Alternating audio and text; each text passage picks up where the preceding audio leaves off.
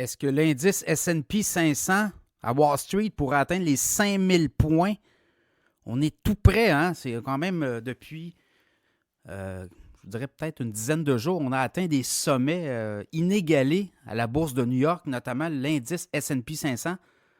Donc, les 500 plus grandes sociétés cotées à la bourse aux États-Unis sont regroupées sur le S&P 500, Standard & Poor's.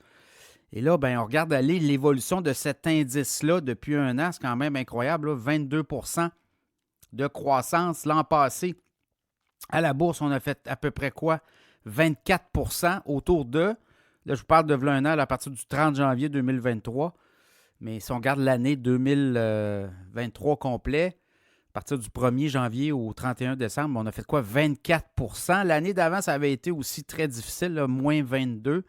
Mais quand on regarde la progression de l'indice S&P 500 depuis les 5 dernières années, c'est quand même 82 % de rendement. On était, 1er février 2019, on était autour de 2700 points. Et là, on est autour de 4925 et on pourrait franchir les 5000 points prochainement. Ça va être à suivre. Est-ce qu'on va être capable de franchir les 5000 points? Des analystes qui croient que oui. On dit que même on s'attendait à ce qu'on franchisse les 5000 points plus tard dans l'année. Donc, est-ce qu'on va franchir les 5000 points? Après ça, il y aura, comme on dit, une digestion parce que c'est quand même spectaculaire, là, les hausses depuis la fin octobre. On était à 4117 points le 27 octobre et là, on est autour des 4925 points. Donc, c'est quand même assez impressionnant comme montée du S&P 500.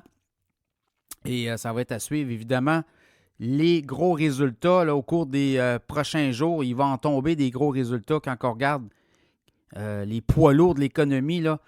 Aujourd'hui, on est mardi, le 30 janvier. Ben, Microsoft en après-marché, AMD, Google, Alphabet, Starbucks. On a eu Pfizer, GM ce matin. Et c'est comme ça toute la semaine. Là. Demain, Boeing, Novo Nordisk, Mastercard, notamment Qualcomm. Et jeudi, Altria, qui donne un très bon dividende. Altria, notamment dans les produits de tabac. On a Apple. Jeudi, on va avoir Amazon, Meta.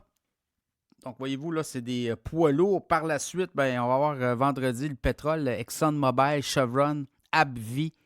Donc, ça va être quand même une grosse semaine décisive. Est-ce que ça va être toujours le cas là, de buy the rumor and sell the news?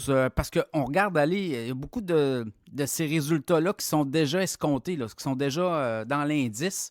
Donc, à la suite de cette semaine-là, beaucoup avec la Fed aussi. N'oubliez pas la Fed qui va peut-être nous donner des indications sur la suite des choses, notamment sur les taux d'intérêt. Et là, si le wording change, là, si on s'en va de hawkish à dovish, donc si on passe de vraiment interventionniste à vraiment accommodante, une Fed qui pourrait changer de ton, et ça va être important. On a vu la Banque du Canada changer de ton clairement là, la semaine dernière, et là, je pense que c'est peut-être la Fed, et là, on pourrait peut-être s'enligner vers des baisses de taux. Est-ce que ça pourrait être le mois de mars, avril, mai? Donc, ça va être là aussi, ça va donner une impulsion à cet indice S&P 500 qui représente bien là, ce qui se passe aux États-Unis. Les profits sont quand même bons des entreprises. Donc, à suivre, le S&P 500, 5000 points, c'est comme on dit, dans le viseur. Par la suite, pour avoir de la digestion. Année électorale aux États-Unis, tout est possible. Il y a beaucoup, beaucoup de bûches dans le foyer, comme on dit. Il y a de la dope en masse. On a vraiment dopé les aides financières. Donc, on veut que les démocrates veulent reprendre la Maison-Blanche, c'est-à-dire veulent demeurer à la Maison-Blanche. Les républicains veulent embarquer à la Maison-Blanche, veulent revenir, Donald Trump notamment. Donc, voyez-vous, il y a toutes ces forces-là en présence aussi.